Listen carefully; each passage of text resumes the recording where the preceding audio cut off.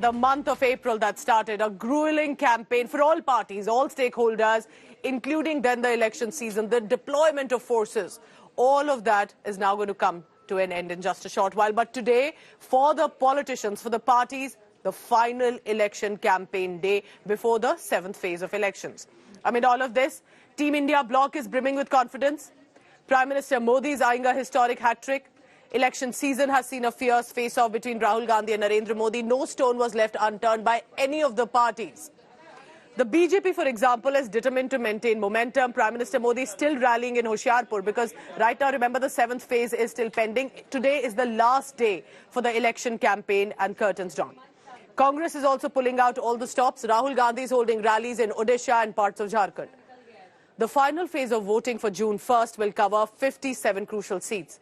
The fate of these seats will be spread across Uttar Pradesh, Bihar, Punjab, Jharkhand, Chandigarh, Bengal, Odisha, Himachal and more.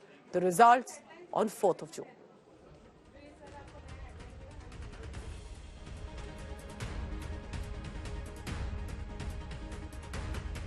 चार जून के बाद जो 6 महीने हैं उसमें देश विकास की एक नई रफ्तार पकड़ेगा।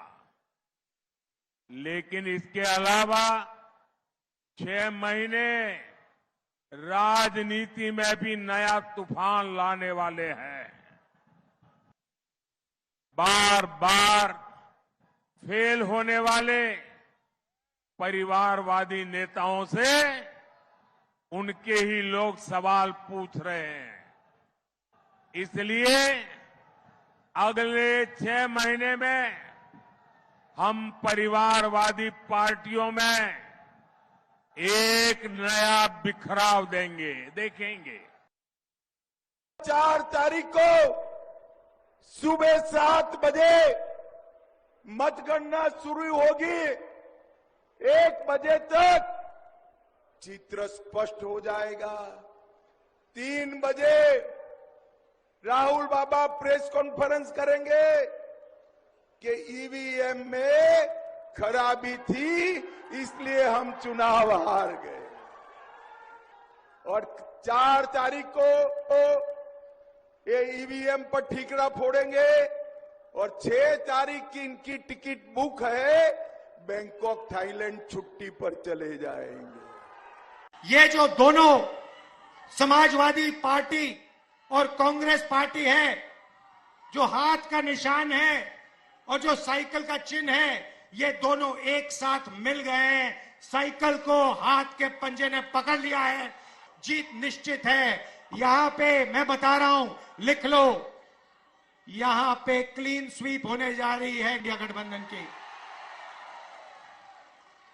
लाइन लगने वाली है सीटों की, टकाटक टकाटक टकाटक टकाटक। और उसके बाद good bye BJP, good bye Narendra Modi, tata. इस बार 13 की 13 दे दो, मंजूर है?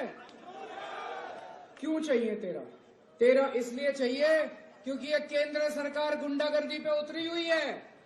इन्होंने मेरे को गिरफ्तार कर लिया। बताओ,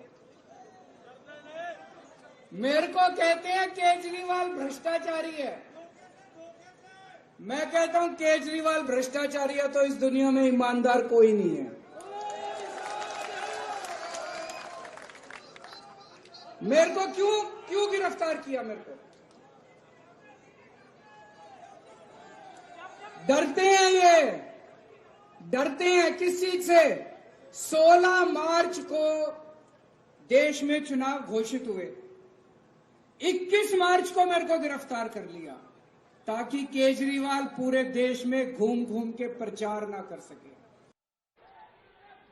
हमें लगा कि ये 400 पार की बात कर रहे हैं, 400 सीटों की बात कर रहे हैं। लेकिन जब सही तरीके से समझा नारा को, तो ये 400 पार का मतलब हुआ जिस तरीके से हम और आप कहते हैं उस पार, सड़क के पार, दीवार के पार, तो 400 पार। बताओ कितनी सीटें बचती हैं? 543 में कितनी बची? 400 पार 143।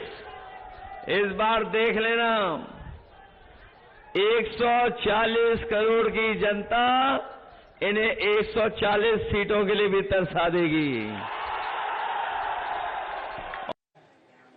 Two of the constituencies that are facing election for the final phase is Chandigarh and Mandi in Himachal Pradesh. And reporting from these two locations have been Manjeet Sehgal, who's joining me right now. Manjeet, good morning.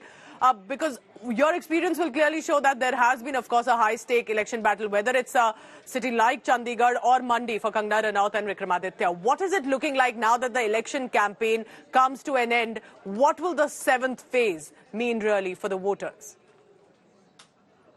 Well, Pooja, good morning. As you said, this election is quite crucial. All right. Manjeet, there appears to be a communication issue, and I'll just come back to you in a short while. Remember that our colleagues constantly are trying to get us updates from different locations. And Manjeet, apologies there. Please go ahead. Yes. What were you telling about? Yes.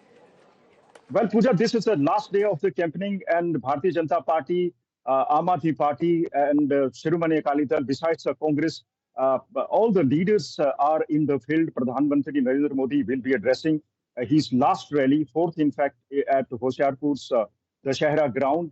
Remember, three of the election rallies, Pradhan Mantri Narendra Modi had categorically said that his government had done a lot for the Punjab people and the Sikh community in particular. His government had purchased every grain of the crop grown by the people of Punjab, and the political parties, particularly the India Alliance, was on his target. He had said they both be it the Aam Aadmi Party or the Congress, were contesting the elections in Punjab without any alliance, but they were one and they were running the same shop.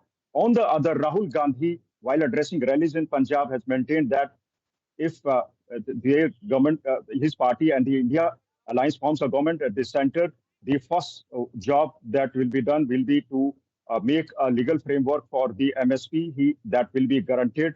So besides Rahul Gandhi, other leaders like Aam Aadmi Party Supremo Arvind Kejriwal was also in Punjab. He's addressed a number of rallies and played a victim card saying he was innocent and he was put in jail. So all these leaders and that the final few hours, Manjeet, yes, finally few hours for these netas, whether it's Himachal Pradesh, Punjab and other parts of the country, to put forth their view, their promises or what they have done to the voter, and then you, the voter, decides who the next 5 years will be led by.